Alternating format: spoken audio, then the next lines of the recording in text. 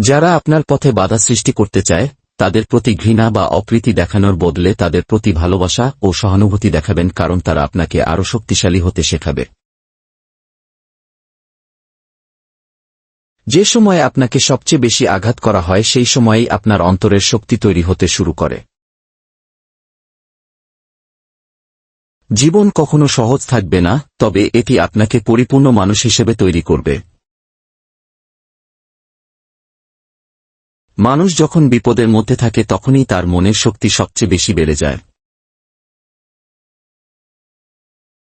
যদি আপনি কঠিন পরিস্থিতির মধ্যে ভেঙে না পড়েন এবং দৃঢ়তার সাথে এগিয়ে যান, তাহলে একদিন আপনি নিশ্চিতভাবে সফল হবেন।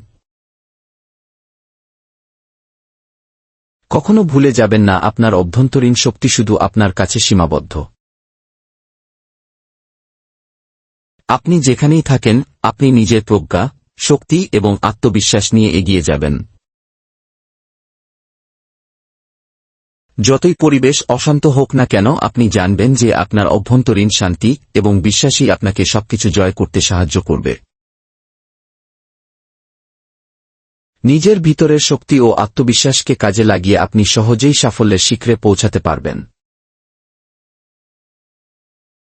আপনার পাশে থাকা শক্তি কখনোই আপনাকে একা ফেলে যাবে না, এমনকি যখন আপনি সবচেয়ে বেশি প্রয়োজনীয় মনে করবেন।